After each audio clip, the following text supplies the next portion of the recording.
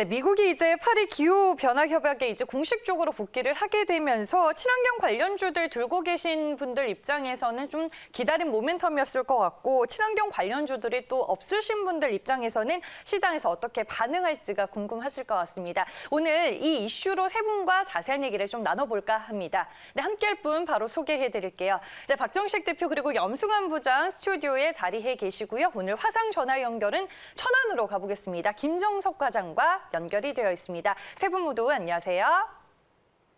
네, 오늘 이제 친환경주들에 대한 세 분의 의견을 들어볼 텐데, 이제 시장에서 친환경 관련주 갈만한 종목이 있어 보인다라고 동의하시는 분 먼저 체크를 해보고 시작을 해볼게요. 손 들어주시죠.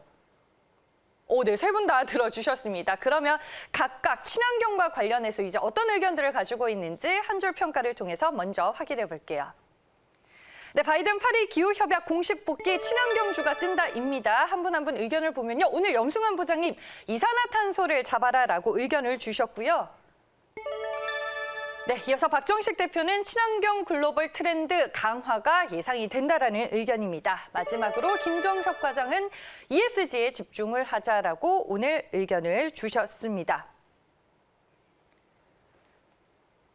네, 알겠습니다. 그러면 좀 한 분 한 분 의견을 들어보도록 할 텐데, 네, 한 줄 평가가 좀 잘못 나간 것 같은데 저희가 잠시 후에 좀 수정을 해서 전해드리도록 하겠습니다. 네, 먼저 이제 김정석 과장님이 제가 알기로는 오늘 수소차 관련주를 좀 주목해보자라고 의견을 주신 걸로 알고 있는데, 김정석 과장님 오늘 친환경 관련해서 수소차 쪽으로 풀이를 해주실 건가 봐요. 네, 맞습니다. 네. 저 같은 경우도 이제 새롭게 시대가 바뀐 바이든 체제에 발맞춰서 친환경 정책을 좀 앞으로 좀 우리나라가 좀 확대시켜 나가야 한다, 이렇게 생각하는 입장입니다. 그리고 이미 현 정부도 2050년 탄소 중립화를 선언하고 뉴딜 정책을 일찌감치 발표하면서 이에 따른 변화에 대응하고 있다고 보는데요. 특히 국내에서는 현대차가 발빠르게 움직이면서 2040년까지 내연기관 판매 중단을 목표로 앞으로 전기 그리고 수소전기차 생태계를 구축하려는 움직임을 좀 보이고 있습니다. 최근 좀 내용이 있었던 애플과의 협업 관련 이슈도 현대차가 앞으로 보여줄 eGMP 플랫폼을 함께 활용할 수 있는 파트너를 찾는 과정에서 발생한 부분이라고 보고 있는데요. 그리고 이제 테슬라가 긴장을 좀 많이 하고 지켜볼 텐데, 드디어 오늘 아이오닉5의 모델이 공개가 되며 그동안 불거졌던 불안을 좀 정면 돌파를 좀 본격적으로 해볼 것이다 라고 좀 보고 있는데요. 현대차가 또 앞으로 배터리 리스 사업도 함께 진행할 예정입니다. 초기 전기차 구매 비용 부담을 낮추고 배터리 재사용, 재활용할 수 있는 혁신적인 서비스를 제공함으로써 친환경차 선순환 시스템을 갖출 전망으로 보고 있습니다.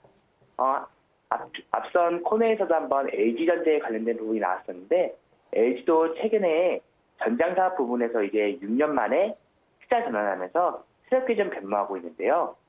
앞서 2018년도에 1조 원대 M&A로 좀 업계를 놀라게 했던 GKW가 계속 실적은 초실적을 보이고 있고, 그리고 작년에 함께 합작 법인을 만든 마그나가 애플과의 협업 이슈가 좀 불거지면서 LG전자도 여기에 좀 빠질 수 없는 기업으로 봐야 될 것 같습니다.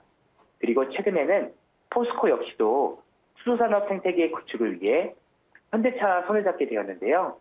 수소충전 그리고 수소연료전지 사업을 공동 추진하게 되면서 글로벌 수소시장 선점에 국내 대표 기업들이 앞장서서 손을 잡기 시작했기 때문에 좀 앞으로의 발전 가능성을 좀 많이 기대하고 있습니다. 네, 알겠습니다. 친환경과 관련해서 이제 자동차 쪽으로 풀어주셨습니다. 제일 먼저 현대차의 아이오닉5 공개 말씀해 주셨는데 바로 내일 드디어 공개가 되죠. 한국 시간으로 오후 4시라는 점 참고하시길 바라겠고요. 오늘 친환경주가 뜬다라는 이슈로 세 분과 얘기를 나눠보고 있는데, 다시 한번 세 분이 주신 의견 체크를 해보겠습니다. 네, 먼저 김정석 과장님 수소차 관련주를 주목하자라고 오늘 의견 주셨고요.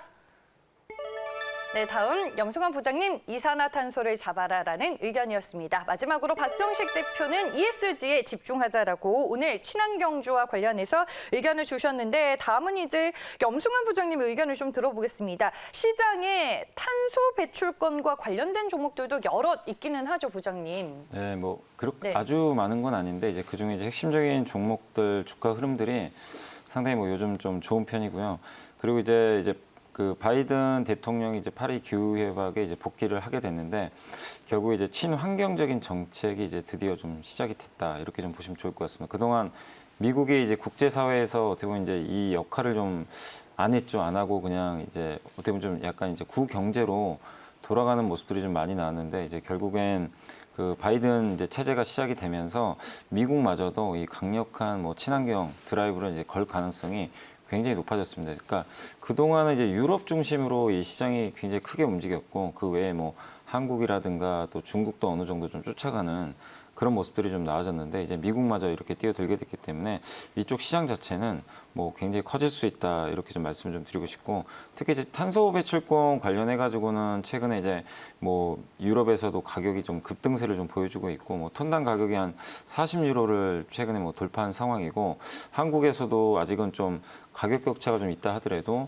최근에 그 가격 상승세가 좀 계속 이어지고 있기 때문에 좀 긍정적이고요. 그리고 이제 공장이라든가 뭐 여러 가지 이제 산업 환경에서 이산화탄소들이 많이 배출이 되잖아요. 근데 그런 것들을 또 포집하는 기술들도 상당히 요즘에 많이 발달을 하고 있다고 합니다. 그래서 거기에 관련된 뭐 기업들의 성장도 우리가 주목을 해봐야 될 것 같아요. 그래서 친환경주 하면 우리가 뭐 태양광, 풍력, 뭐 수소 이런 기업들도 우리가 뭐 계속 관심을 갖고 지켜봐야 되겠지만 약간 이제 뭐 틈새 시장이라고 할 수도 있겠죠. 이쪽과 관련해서 이산화탄소를 좀 뭐 배출을 줄인다거나 아니면 포집 기술을 갖고 있는 그런 기업들 그리고 또 뭐 오늘 뭐 얘기는 뭐 제가 준비한 건 아니지만 또 친환경과 관련해 가지고 최근에 바이오 플라스틱 얘기도 많이 나오거든요. 그래서 좀 썩는 플라스틱에 대한 관심도도 많이 높아지고 있는 것 같습니다. 그래서 그런 기업들에 대해서도 한번 여러분들이 관심 갖고 보시면 좋을 것 같습니다. 네, 알겠습니다. 구체적으로 또 종목은 어떻게 풀어주실지 잠시 후에 얘기를 더 들어보도록 하겠습니다. 오늘 박정식 대표는 ESG에 주목을 하자라고 의견을 좀 주셨는데 ESG도 시장에서 빼놓을 수 없는 키워드기는 합니다. ESG를 내세우고 있는 국내 기업들 요즘에 좀 더 많이 나타나고 있는 것 같기는 해요. 네, 최근 들어서 일단은 이 ESG 사업 전략을 채택하지 않은 기업들이 상대적으로 조금 투자의 위험성이 생기게 되었는데요. 최근에 이 세계적 자산운용사 이 블랙록을 운영하는 랠리 핑크 회장이 이 ESG 사업 전략을 채택하지 않는 기업들을 상대로 투자를 줄일 수밖에 없다라는 발언을 하였습니다. 일단 블랙록 또한 석탄을 사용해서 얻는 매출의 25%가 넘는 기업의 채권과 주식을 현재 처분하고 있는 상황이고 투자 기업의 기후 변화 관련 환경 친환경 전략을 발표하라고 요구도 하고 있는 상황입니다. 미국이 이 전 세계 온실가스 감축 목표를 담은 이 파리 기후 협약 공식적인 복귀 소식으로 인해서 이 기존에 이제 많이 부각을 받았던 뭐 수소, 전기, 탄소 배출, 풍력, 태양광 이런 이제 단순한 이슈들은 이미 이 문재인 정부 들어서 많이 올라갔기 때문에 우리는 이제 이 ESG의 경영 전략을 담은 기업들 거기에 실적의 턴어라운드 되는 기업들을 이제 주목을 해야 될 것 같은데요. 이 국민연금도 2022년까지 전체 자산의 50%를 이 ESG 기업에 투자하겠다고 현재 밝힌 상황입니다. 그리고 ESG 문제 기업의 이 공익 목적 사회 이사를 추진하는 방안도 현재 논의를 하고 있기 때문에 상당히 주목이 되고 있는 상황인데요. 저는 이 ESG의 경영 전략을 담은 실적 턴어라운드 기업에 주목을 하고 싶습니다. 네, 알겠습니다. 구체적으로 우리가 소위 부르는 착한 기업 어떤 종목을 얘기해 주실지 또 잠시 후에 얘기를 들어보겠습니다. 오늘 이제 김정석 과장은 수소차 쪽으로 일단 먼저 풀어주셨는데 많은 개인 투자자분들 그리고 시청자분들이 수소차는 아직까지는 시기상조인 것 같다라고 생각하시는 분들도 계시는 것 같더라고요. 수소차 관련주에서 우리가 또 확실한 모멘텀을 가지고 볼만한 종목 뭐가 있을까요, 과장님? 네. 네. 먼저 말씀드릴 그 종목 같은 경우는 세종공업을 좀 말씀 먼저 드리겠습니다. 당사의 경우는 원래 기존 내연기관에 취중된 매출 구조를 가지고 있었습니다. 그래서 배기가스를 정화하는 자동차 머플러 같은 그런 배기 시스템 국내 1위 업체인데 아무래도 내연기관에 집중된 매출 구조를 좀 탈피하기 위해서 작년 같은 경우는 세종 EV라는 자회사를 설립해서 전장 부품 및 수소차용 부품 사업 등을 지금 성장시키고 있는데요. 특히 수소차용 연료전지 스펙의 핵심 부품인 금속 분리판 공급을 좀 준비하고 있습니다. 올해 1분기 내에 현대모비스로 정식 납품이 가능한 상황으로 보고 있는데요. 수소차 한 대당 필요한 금속 분리판 금액이 수백만 원대라고 본다면 이 부분만 잘 진행된다면 친환경 업체로서의 전환이 가능하다 이렇게 보고 있고요. 다음 말씀드릴 종목은 JNK 탑입니다. 당사는 이제 국내 유일의 산업용 가연료 전문 기업으로 이를 발전시켜서 수소 추출 생산 기술을 보유하게 되었는데요.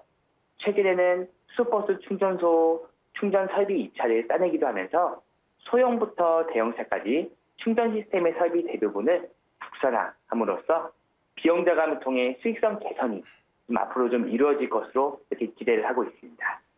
네, 수소차 부품 그리고 수소차 인프라와 관련된 종목을 각각 하나씩 꼽아주셨습니다. 다음은 이제 염승환 부장님 탄소 배출권과 관련된 종목 오늘 뭐 소개해 주실 건가요? 네, 일단 이제 저는 뭐 두 종목 갖고 왔는데 네. 먼저 그 많이들 아시겠지만 휴캠스라는 기업들은 뭐 워낙 유명하죠. 탄소 배출권 가격 상승할 때 가장 많은 수혜를 보고 지난 4분기에도 판매량이 100만 톤을 넘을 정도로 굉장히 좀 큰 폭으로 좀 급증을 한 그런 상황입니다. 그리고 아까 말씀드린 대로 가격도 뭐 굉장히 좀 좋은 흐름들이 나오고 있는데 이렇게 된 이제 배경에는 이제 친환경적인 정책들이 계속 나오고 있습니다. 그리고 환경 규제를 많이 하고 있거든요. 특히 유럽 같은 경우는 2023년부터 탄소세를 뭐 적용할 가능성이 높다라고 좀 하고 있고 또 한국도 도입이 좀 가능해 보이고요. 또 여기에 미국도 발맞춰서 이런 규제들을 차근차근히 좀 도입할 가능성이 높기 때문에 탄소 배출권과 관련해서 시장 자체는 앞으로 굉장히 좀 커질 가능성이 높습니다. 근데 이제 국내에서 어쨌든 이제 탄소 배출권 하면 가장 대표적인 그런 기업이기 때문에 휴캠스 관심 있게 보시고 뭐 원래 본업에서도 잘 하니까요. 네. 두 번째가 유니드라는 기업인데 이 기업은 아마 좀 생소하실 수도 있을 것 같아요. 이 회사는 이제 가성칼륨하고 탄산칼륨 관련해가지고 이제 세계적인 점유율을 가지고 있는 그런 업체로 좀 알려져 있고 가성칼륨 같은 경우 이제 반도체 세정이라든가 뭐 태양광, LCD 세정이 많이 쓰이고 뭐 농약에도 쓰입니다. 그래서 사용처가 굉장히 많은 제품이고 탄산칼륨은 이제 유리라든가 비료, 사료 이런 데 많이 쓰이는데 특히 탄산칼륨이 이 이산화탄소 그 포집할 때 반드시 좀 필요한 그런 화학 소재 중에 하나거든요. 그래서 이산화탄소 포집 관련해가지고 탄산칼륨 매출이 좀 늘어날 가능성이 있고요. 그리고 이제 또 본업에서도 그 PVC 그 원재료인 염소도 만들고 있는데 또 우리 뭐 흔히 말하는 그 마루라 그러죠. 보드로 또 유명한 그런 기업 중에 하나인데 이게 바로 이 두 제품 다 건설 경기에 되게 민감합니다. 근데 최근에 건설 업황 또 좋아지고 있기 때문에 그런 면에서 보면 뭐 이산화탄소 포집과 관련해서 모멘텀도 있지만 기존 제품들하고의 어떤 시너지 효과도 우리가 기대해 볼 수 있기 때문에 유니드 한번 관심 갖고 보시면 좋을 것 같습니다. 네, 알겠습니다. 좀 복합적인 모멘텀이 있다라고 말씀해 주셨고 휴캠스와 더불어 유니드를 소개해 주셨습니다. 박정식 대표님, 저는 ESG를 내세우는 기업하면 제일 먼저 떠오르는 기업이 뭐 LG그룹, SK그룹 그리고 삼성그룹이 아닐까 싶은데 콕 집어서 종목으로 얘기해 줄 만한 종목은 뭐가 있을까요? 네, 저는 네. 현대제철에 좀 주목을 해보고 싶습니다. 자, 현대제철 같은 경우에는 국내 최초로 철강 글로벌 이니셔티브 리스판시블 스틸이라는 호주 소재의 다국적 비영리 단체에 지금 가입을 한 상황인데요.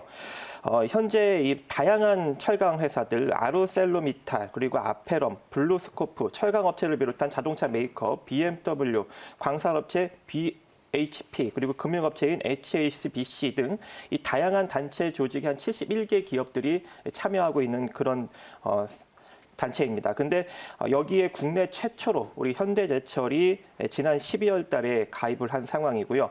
그리고 이 ESG 체계적 관리를 위해서 앞으로도 이 글로벌 네트워크 구축을 통한 다양한 이슈에 적극적으로 지금 대응할 방침이고 또 이번에 이 ESG 채권 발행에서 한 2,500억 원 정도를 발행을 했는데 2조 700억 원이 몰리면서 채권 발행 규모를 5천억으로 현재 늘릴 정도로 지금 인기몰이를 하고 있는 상황이고 이 코크스 건식 냉각 설비 도입을 비롯한 이 배기가스 탈황 탈질 품질 개선 작업에 자금을 적극적으로 조달할 예정입니다. 또 이 수소 생산 능력 역시 3,500톤 규모의 생산 능력을 갖추고 있고 향후 10배까지 확대할 방침이기도 하고 지난 1분기 대략 한 297억 정도의 적자를 냈는데 올해 1분기부터 1,012억으로 영업이익 흑자가 현재 기대가 되고 있는 상황입니다. 열혈 강판 또한 지난 1월, 2월 각각 10만 원씩 인상을 한 상황이고요.